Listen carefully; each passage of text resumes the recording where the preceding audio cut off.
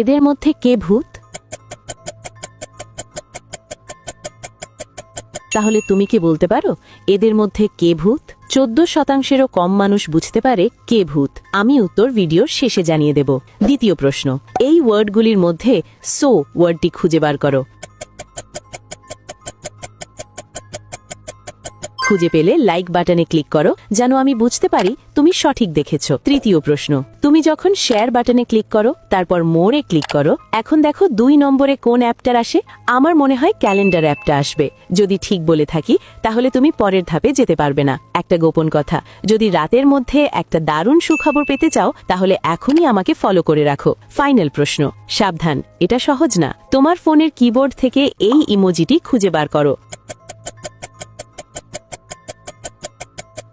তুমি কি খুঁজে পেয়েছো? আসলে তৃতীয় বন্দির যদি তার পা লক্ষ্য করা হয় দেখা যাবে যে তা বেঞ্চের মধ্যে দিয়ে যাচ্ছে। সে ভূত।